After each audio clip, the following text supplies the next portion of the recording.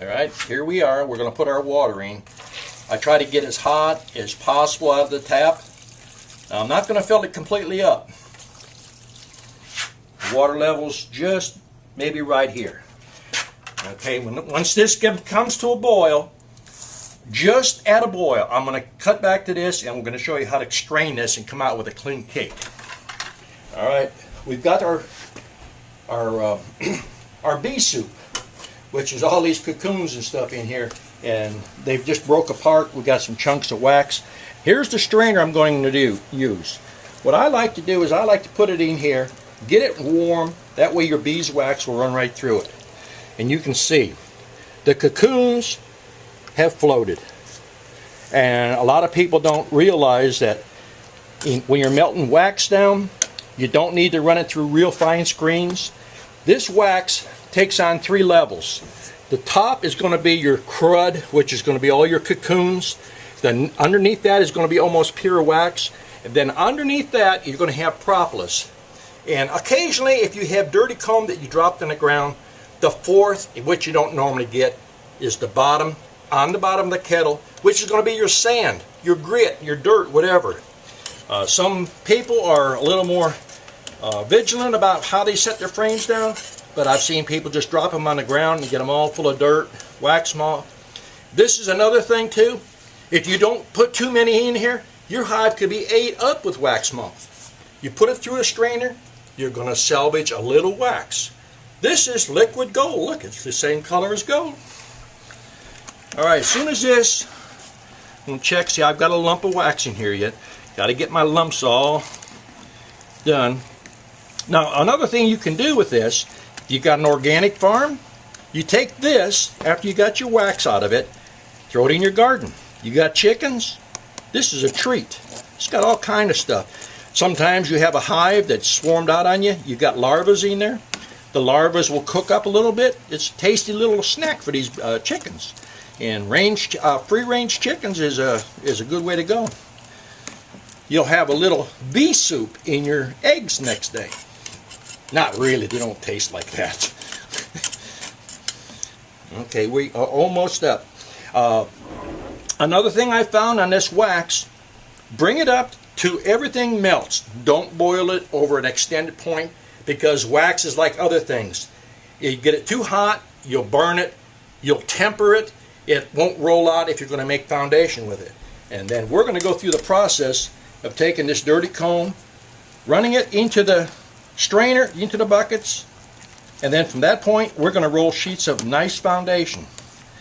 Now the wax mills, they sound like a pretty expensive deal, but a person that's got 25 or 50 hives, that machine will pay for itself in less than 90 days. The machine is capable of 1,200 sheets a day with 3 people running it. You got a wife, a teenage boy or girl, that's a nice little job for them. Okay, let's see what we got. I run my hive tool through this just to double check, make sure I don't have no lumps of chunks of wax, because as I process my wax, the small chunks I'll put back in here. I just keep the big cake, so I'm completely recycling all the time. Okay, I think we're about ready. Okay, now I got to go shut my power off, and I'll be right back. Alright, we are ready to pour. Now remember, if you're doing this on concrete, put you a little water on the floor, keep the wax from sticking. You don't have to soak the floor down, but I like to put a good amount down. Get it nice and covered. That way if you get a spill, it lifts right off. Okay.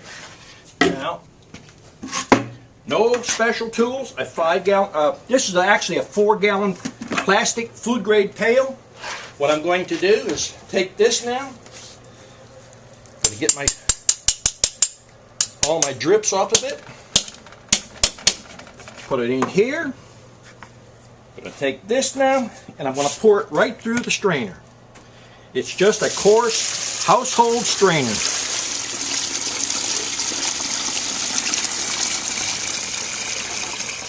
Now sometimes you get a couple frames, it's got a lot of pollen in. it'll have that yeasty smell. This one here had a little bit of pollen in it.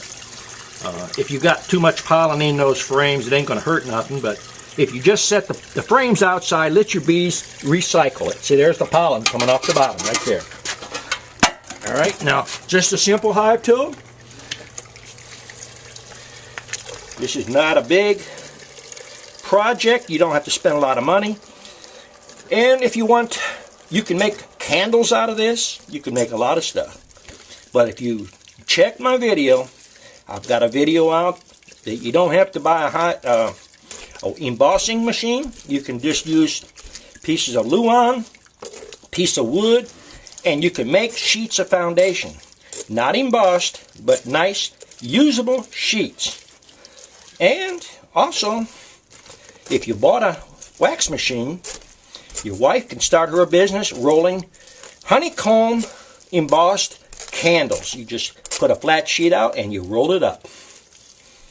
You could probably do it with these thin sheets, but I'm not a candle person, so I don't know. I have several students that do that stuff.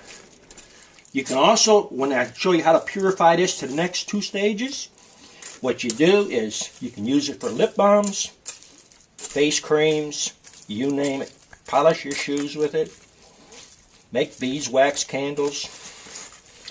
Alright, you can see right now, nothing has changed that much other than pressing it out. No special tools.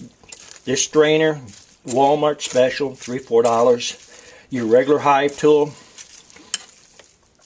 Okay, now I'm going to get the drips out. And as you see, I've got clean wax.